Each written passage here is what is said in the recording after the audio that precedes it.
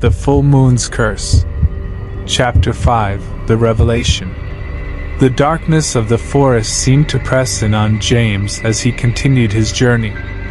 The road ahead stretched on endlessly, winding through a landscape cloaked in eerie stillness.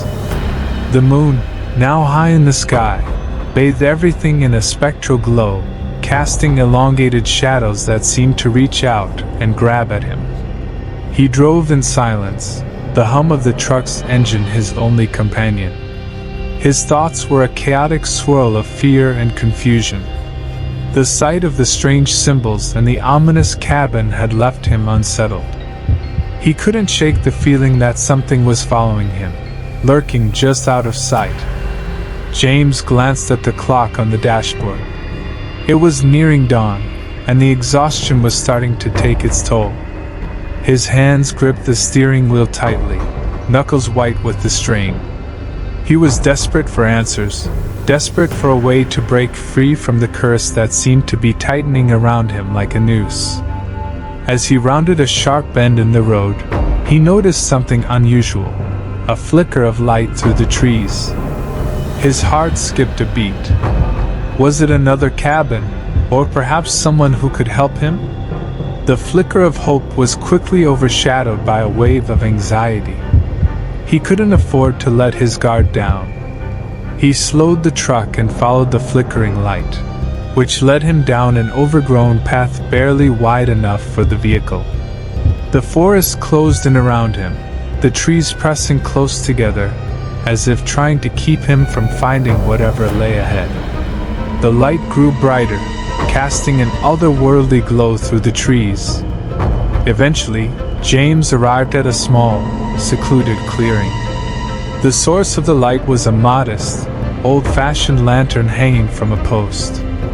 Beside it stood a simple wooden sign with the words, "Welcome to Thornwood," carved into it. The name felt strangely familiar, but he couldn't place where he had heard it before. With a sense of trepidation, James parked the truck and approached the lantern.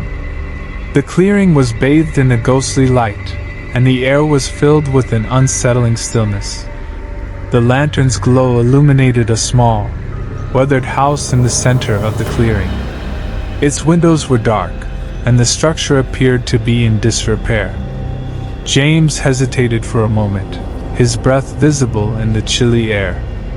The forest around him was eerily silent, save for the occasional rustle of leaves. He approached the house cautiously, each step echoing loudly in the stillness. The house had an old-fashioned charm, but the overgrown yard and broken windows gave it a sense of abandonment. He reached the front door and knocked, the sound hollow and forlorn. After a moment, the door creaked open slightly, revealing a narrow, dimly lit interior. The scent of old wood and mildew wafted out, mingling with the crisp night air. "Hello?" James called out hesitantly. "Is anyone here?" The only response was the echo of his own voice. He pushed the door open and stepped inside. The room was sparsely furnished, with old, dusty furniture and shelves lined with peculiar items. The air was thick with the smell of disuse. As he moved further into the house, he noticed a large, ornate mirror on one wall. The mirror's surface was cloudy and tarnished, but it seemed to hold an unsettling presence. James's reflection was distorted, and he could barely make out his own features.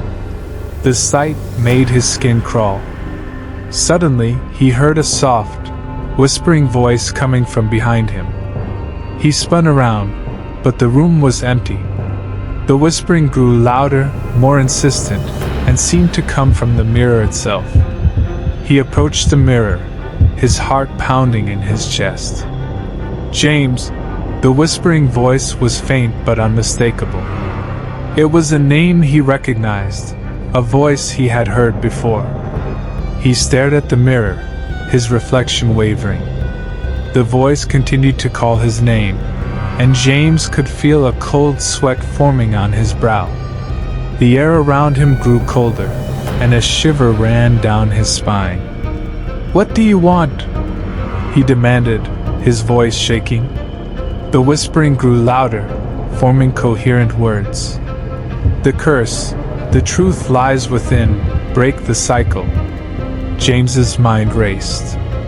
The curse, the strange symbols, the shadowy figures, it was all connected. He had to find out more, to understand what was happening to him. The mirror seemed to be the key, but he couldn't grasp what it was trying to tell him. He reached out and touched the mirror's surface. It was icy cold, and a jolt of energy surged through him. Images flashed before his eyes, flashes of his past, glimpses of the forest, and an image of a woman he didn't recognize, but who seemed to hold a significant role in the unfolding mystery. As the images faded, James felt a wave of exhaustion wash over him. He stumbled back from the mirror, his legs feeling weak. The house seemed to close in around him, and the whispering voice grew fainter. He needed to leave, to find answers elsewhere.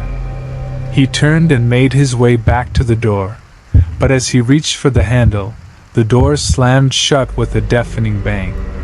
The room was plunged into darkness, the lantern's light outside the only source of illumination. Panic surged through James. He pounded on the door, but it wouldn't budge. The whispering had stopped, replaced by an oppressive silence. The darkness was overwhelming, and he could feel his heartbeat echoing in his ears. Suddenly, the lantern's light flickered and went out, plunging the clearing into pitch blackness. James's breath came in ragged gasps as he fumbled for the door, his hands shaking uncontrollably. The shadows seemed to press in on him, and he could feel a sense of malevolent presence surrounding him. With a final surge of adrenaline, James kicked at the door. It gave way with a splintering crack, and he stumbled out into the clearing. The moonlight bathed the area in a pale glow, and he could see the truck waiting for him, its headlights casting eerie shadows. He climbed into the truck and started the engine, his hands still trembling. The sense of dread clung to him, and he could feel the weight of the curse pressing down on him. He drove away from the clearing, the forest receding behind him as he raced down the road.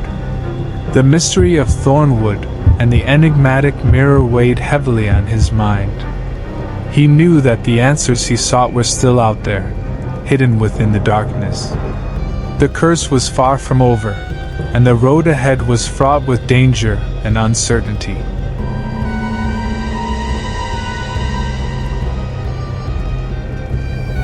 James drove on, the night stretching endlessly before him.